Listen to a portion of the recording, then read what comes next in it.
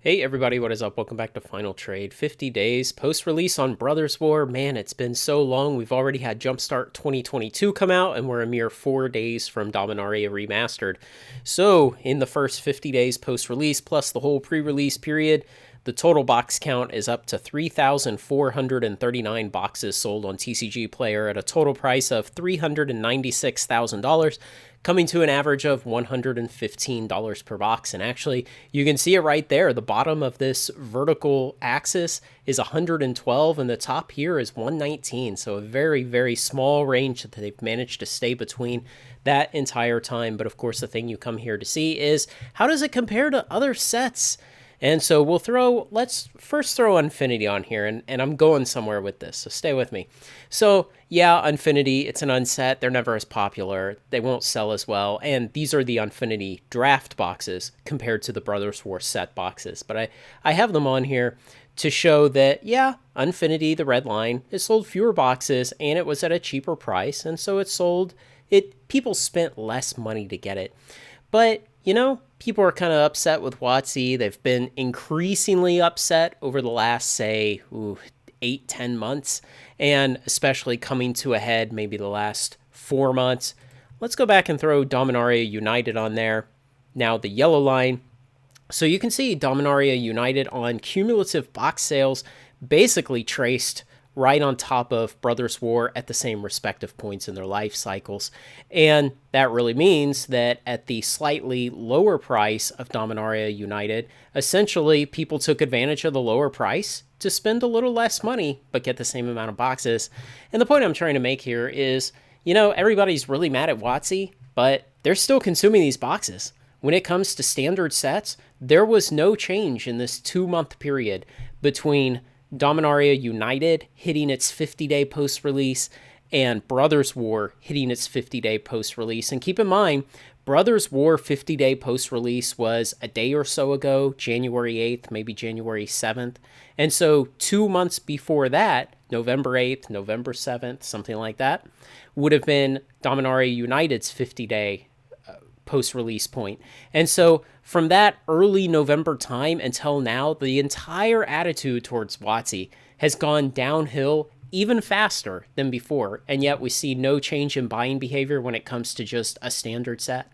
And yeah, we can argue there are other factors in play, and absolutely there are. I mean, the price of the boxes was different. There were serialized cards. There were Transformers cards. Maybe a few people were excited about that, or maybe I'm just projecting my own apathy towards them onto the subject. But, there's a lot of different factors there. But the result is, at the end of the day, players only spent less money by the amount that the boxes were cheaper because they bought the same amount of boxes. And so just for fun, we'll go back, we'll throw Streets of New Capenna on here, and yeah, purple line, it came down low. So you can see as people have become increasingly upset with WotC over time as one set after another came out, they still bought more than they bought of New Capenna way back in, was it April? And we'll throw Kamigawa Neon Dynasty just because we have it. And of course, it's going to be hard to beat that. Like I've said before, we will know that the market is recovering, that it's getting towards health again when we finally have a set that outperforms Kamigawa Neon Dynasty, a standard set that is, because of course we have Double Masters 2022 that just wrecks everything. But back to the main point of all of this is, people may be mad, they may be saying a lot of angry things, but ultimately players are still buying, and WotC will judge what to do going forward based on that. They'll judge based on how much money is coming in. Are players still buying from stores? Are stores still buying from distributors? Are distributors still buying from WotC? And right now, this small snapshot, as interesting as it is, it looks like they are.